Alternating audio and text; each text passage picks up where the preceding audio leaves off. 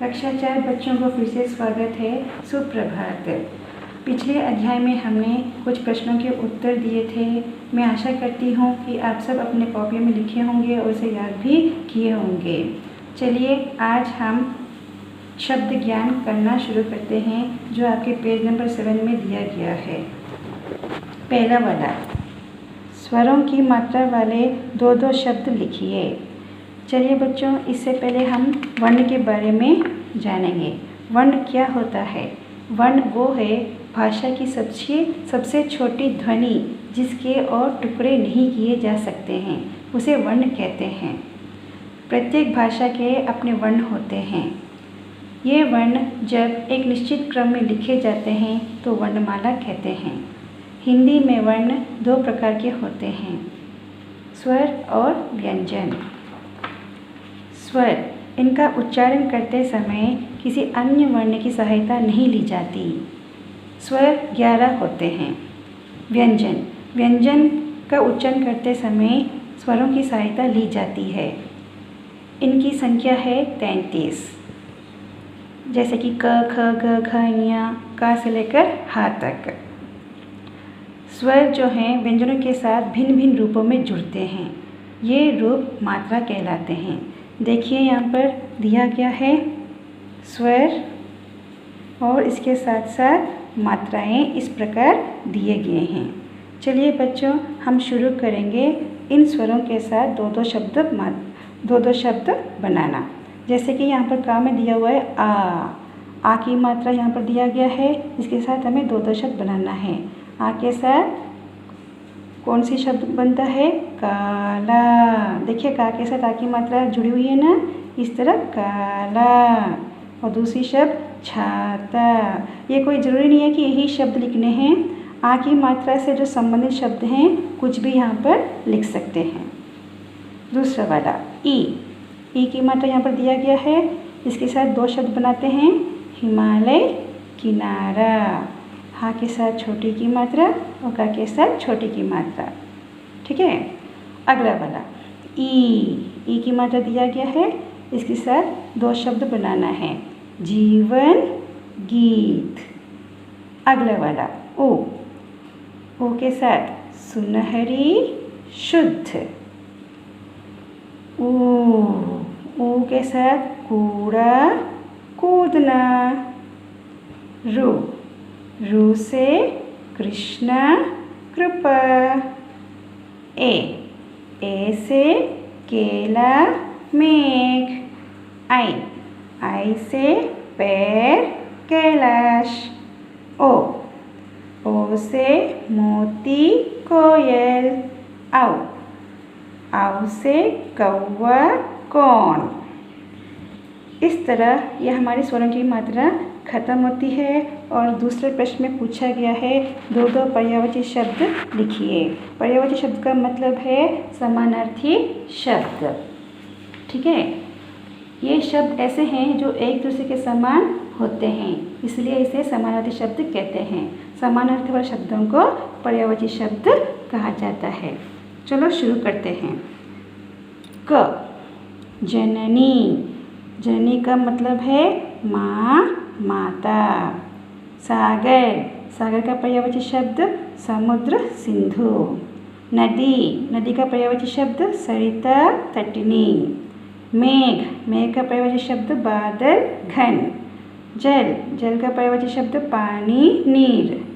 पर्वत, पहाड़, गिरी। धरती, जमीन, पृथ्वी। सूरज, सूर्य, रवि। तीसरा प्रश्न, सही अर्थ पर घेरा लगाइए।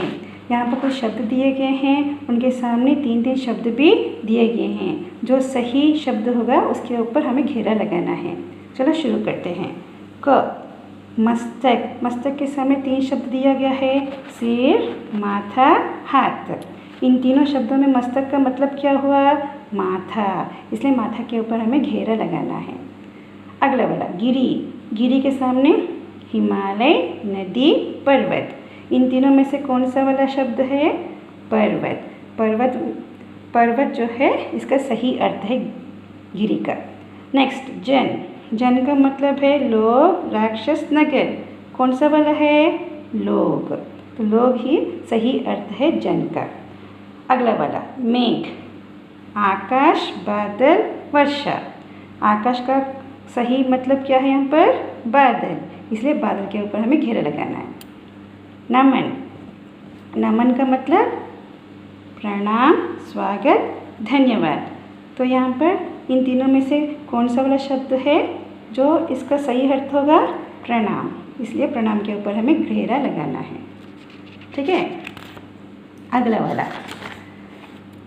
चलते हैं अभी हम भाषा व्यवहार पर। भाषा व्यवहार में कुछ और अभ्यास दिए गए हैं, उस अभ्यास को हम आज ख़त्म करेंगे। पहला वाला खाली स्थान भरो। ये जो वाक्य दिए गए हैं, ये सभी वाक्य जो है कविता से संबंधित हैं, तो इसलिए हम चलो शुरू करते हैं।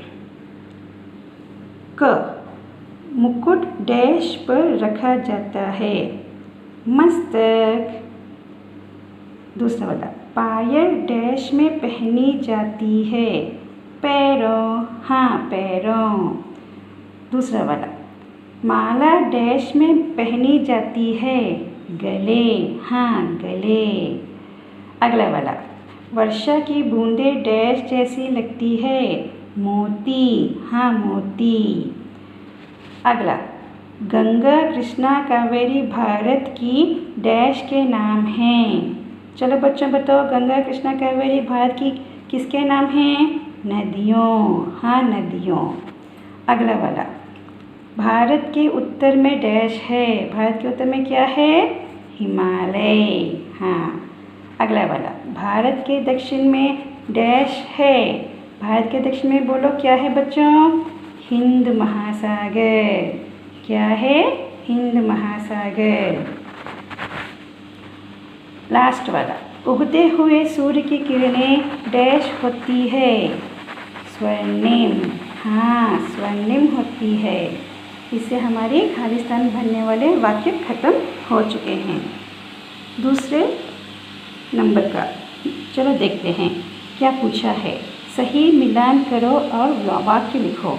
आपके किताब में एक तरफ सब प्रश्न दिए गए हैं और दूसरी तरफ उसका जवाब दिया गया है, और जवाब भी उलट पुलट कर दिया है। उसको हम सही मिला के यहाँ पर हमें लिखना है वाक्यों में। शुरू करें। हिमालय ने, उसका क्या जवाब है? भारत का मुकुट सजाया है। इसको हम वाक्य में लिखेंगे फिर से। हिमालय ने भारत का मुकुट सजाया है। इस प्रकार हमें सभी लिखने होंगे। ठीक है। नदियाँ, नदियों ने माला पहनाई है। नदियों ने माला पहनाई है। अगला वाला सारा संसार वंदना करता है। सारा संसार वंदना करता है। वर्षा से धरती पर हरियाली छाती है। वर्षा से धरती पर हरियाली छाती है। सूरज किरणों से संसार में प्रकाश करता है। सूरज किरणों से संसार में प्रकाश करता है। ठीक है बच्चों, इससे हमारा यह पाठ ख़त्म हो गया है और अगला पाठ हम अगले वीडियो में आपको समझाएंगे। तब तक आप जितने भी हमने कुछ अभ्यास आज कराए हैं वो सब अपने कॉपियों में लिखोगे और उसे याद करोगे। शुक्रिया।